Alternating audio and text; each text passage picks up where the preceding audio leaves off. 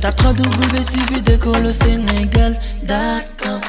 À école au Sénégal, c'est facile, tu n'as qu'à te connecter. Tape école au Sénégal, les leçons sont beaucoup. Voilà. Maintenant, donc on a les limites au bord. On montre que la fonction est dérivable. On dit que la fonction x qui associe 2x au cube plus 3x au carré plus 1 est continue et dérivable. Est dérivable sur R. Pourquoi? Parce que dans le cours, on a dit que donc, toute fonction polynôme est continue et dérivable sur R. Ici, donc c'est une fonction polynôme. On peut dire que donc elle est dérivable sur R. Une fonction dérivable est nécessairement continue. Donc, une fonction continue n'est pas forcément dérivable. Mais si je vous dis dérivable, avec maintenant la vérification d'une dérivabilité en un point, on peut même démontrer facilement qu'une fonction est dérivable en x0 et continue en x0. Là, c'est évident. Mais une fonction continue en x0 n'est pas nécessairement dérivable en x0. Ici, donc, vous utilisez d'abord un théorème du cours qui dit que toute fonction polynôme est dérivable. Donc, toute fonction polynôme est continue et dérivable sur R. Donc, ça veut dire qu'ici, on a une expression polynôme. Vous dites que donc, la fonction x qui associe 2x au cube plus 3x au carré plus 1 est dérivable sur R. De fonction dérivée,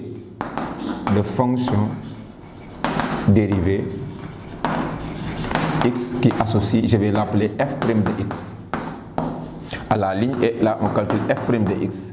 f' de x égale à, donc ce 2 là, multiplié par la dérivée de, par exemple, x au cube égale à 3x au carré, plus ce 3 là, multiplié par la dérivée de x au carré, ça donne 2x, plus la dérivée de 1, ça donne 0. Au finish, je viens là, en donnant l'expression de f' de x, je peux dire que donc f' de x égale f' de x égale à 2 fois 3x au carré, je me retrouve avec 6x carré. 3 fois 2x plus 6x. Et maintenant, je disais que la dérivée de 1, ça donne 0. Ici, c'est 0. Donc, voici l'expression de f' de x. Ici, donc, f' de x égale la dérivée de 2x au cube, c'est 6x au carré. La dérivée de 3x au carré, c'est 6x. Et la dérivée de 1, c'est 0. Donc, je me retrouve avec f' de x égale à 6x au carré plus x. Donc, c'est ça l'expression de la dérivée de f de x. Maintenant, il nous faut son signe pour déterminer donc, le tableau de variation de g de x. Maintenant, j'ai toujours appelé ça f de x. Et là, c'était donc la fonction g de x. Ici, c'était la fonction g de x. Donc, la fonction, on l'appelle la fonction g de x. Là aussi, au lieu de dire d de f, je vais mettre d de g. D de g, parce que la fonction, c'était la fonction g. L'expression, c'est g de x. Et je mets d de g égale à r. À partir de là, donc j'ai les limites donc, de la fonction. La limite quand x tend vers moins l'infini de g de x égale à moins l'infini. La limite quand x tend vers plus l'infini de g de x égale à plus l'infini. Maintenant, je montre que la fonction g de x est dérivable. L'expression là, c'est un polynôme, est dérivable sur R de fonction dérivée. Je vais l'appeler g' de x.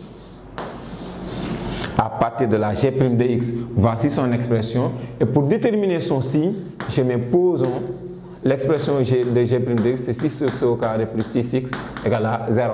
À partir de là, je factorise par x, j'aurai x facteur de 6x plus 6 égale à 0. Je me trouve avec x égale à 0. Ou bien 6x plus 6 égale à 0, ça veut dire x égale à moins 1. Alors je transpose 6x plus 6 égale à 0. 6x égale à moins 6, x égale à moins 6 sur 6 égale à moins 1.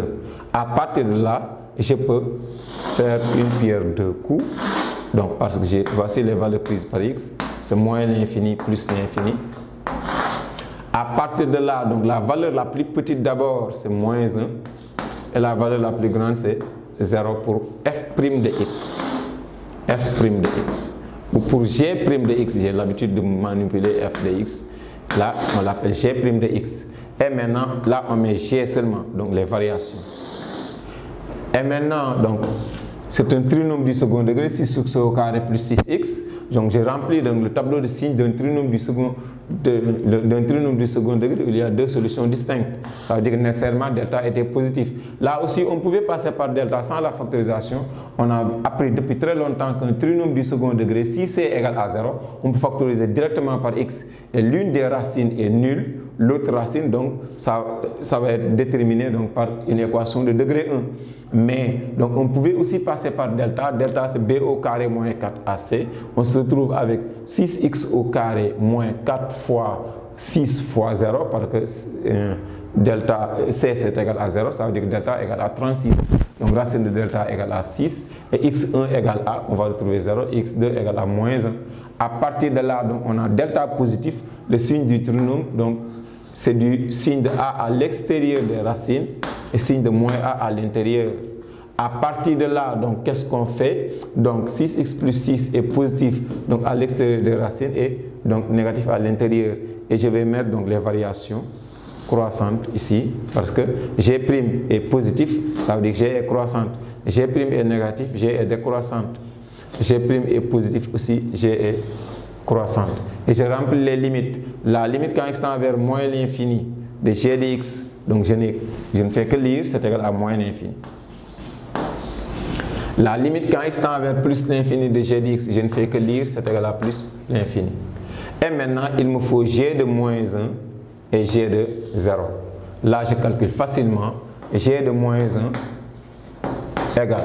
Et donc, il ne faut pas confondre l'expression de G de x et l'expression de G' de x. G de moins 1, je viens ici pour remplacer les x par moins 1. Donc, je me retrouve avec 2 fois moins 1 au cube égale à moins 2. Maintenant, moins 1 au carré égale à 1. Je me retrouve avec moins 2 plus 3. Moins 2 plus 3, déjà, ça donne 1. 1 plus 1, donc ça donne 2 ici. Vous pouvez vérifier en mettant donc 2 facteurs de moins 1 au cube plus 3 facteurs de moins 1 au carré plus plus loin 1. Moins 1 au cube égale à moins 1 multiplié par moins 2 égale à moins 2. Moins 1 au carré égale à 1 plus 3 et derrière il y a 1 plus 1. Maintenant 1 plus 3 égale à 4. 4 moins 2 égale à 2. Et maintenant G de 0. G de 0, je remplace aussi donc les x par 0. On a 2 facteurs de 0 égale à 0. 3 facteurs de 0 au carré aussi égale à 0. Je me trouve avec 1. Et là, je mets ici 1. Maintenant, ce qui est intéressant, c'est qu'après avoir dressé un tableau de variation, on peut vérifier la cohérence de tout ce que nous avions fait. Ici, parce que le tableau de variation contient toutes les informations.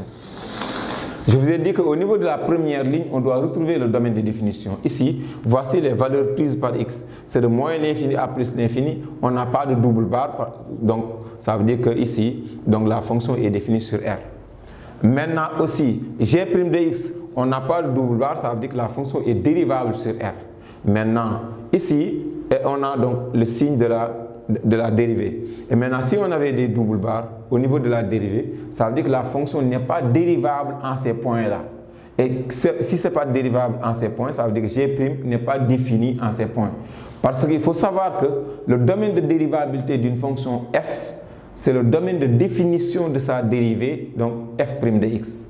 Donc le domaine de dérivabilité de la fonction, c'est le domaine de dérivabilité de la fonction, c'est le domaine de définition de sa dérivée. Voilà. Donc si on met une double barre ici, ça signifie que la fonction n'est pas dérivable. Mais ça signifie aussi que G' de x n'est pas défini en ces points. Mais ici, on n'a pas de double barre. Ça veut dire que la fonction est dérivable sur R. Mais G' s'annule en moins 1 et 1. Si x égale à moins 1 et ici x égale à 1, G' s'annule et change de signe. Donc là aussi, l'autre propriété du cours, c'est quoi? Si la fonction dérivée s'annule et change de signe en un point d'abscisse x0, ça veut dire que la courbe admet donc une demi-tangente qui est horizontale en ce point. Donc, d'abscisse x0, f de x0. Là, tout ça aussi, c'est des propriétés du cours qui interviennent donc, au niveau du tracé de courbe. Maintenant, g de x, on a dit que c'est croissant. Maintenant, on va voir est-ce qu'une expression peut croître de moins l'infini à 2. C'est évident. De 2 aussi décroît jusqu'à 1, 2 est plus grand que 1, donc évident. 1 aussi, ça croît jusqu'à plus l'infini, évident. Maintenant, imaginez qu'au niveau des limites aux bornes, on trouve ici plus l'infini. Est-ce qu'une fonction peut croître de plus l'infini à 2? Là, on se dit que de deux choses l'une. Soit on n'a pas trouvé la dérivée, ou bien on n'a pas trouvé donc la limite, ou bien trois choses même, on n'a pas trouvé donc le signe de la dérivée. Soit on a raté l'expression de la dérivée elle-même, ou bien donc on n'a pas trouvé le signe de la dérivée, ou bien donc on n'a pas trouvé donc les limites. Et là, on va garder notre sang-froid. Si on fait donc ces genres d'erreurs-là, on revient en arrière, on relit, ou bien on prend encore une autre feuille maintenant pour dériver donc la fonction et comparer ce qu'on a fait avec donc ce qu'on a sur la copie. Donc si c'est conforme, vous passez donc à la limite, donc au calcul des limites. Vous recalculez donc les limites aux bornes. Maintenant, si vous calculez ces limites aussi, donc s'il y a conformité, donc vous prenez l'expression que vous avez dérivée et vous déterminez son signe. Vous allez toujours donc retrouver l'erreur donc en 2 minutes maximum. Mais sinon, si vous perdez votre sang-froid, vous pouvez donc lire 3 à 4 fois et là vous n'allez donc pas donc voir votre erreur. Donc si une erreur est commise donc au niveau d'une situation, donc ça veut dire que donc d'un traitement d'un problème, donc vous traitez un problème par exemple jusqu'à la fin ou bien jusqu'au tableau de variation, vous remarquez que les valeurs du tableau de variation ne sont même pas cohérentes parce que donc vous avez une fonction qui croît de plus l'infini à une valeur impossible. Donc vous gardez votre sang-froid, vous retournez en arrière et maintenant donc vous faites comme ce que je vous ai dit et là vous n'allez pas perdre du temps et vous allez donc rectifier votre erreur. Sinon, si vous perdez votre sang-froid, là donc tout est cuit et là vous ratez le problème qui contient presque donc parce que c'est au niveau des problèmes qu'on met presque la moitié des points donc au niveau d'une épreuve. Si c'est noté sur 20, les 10 points donc sont donc donnés au niveau du problème. Voilà. Maintenant, l'autre question, c'est la deuxième question. Mais au niveau de la première question, on nous demandait d'étudier le sens de variation.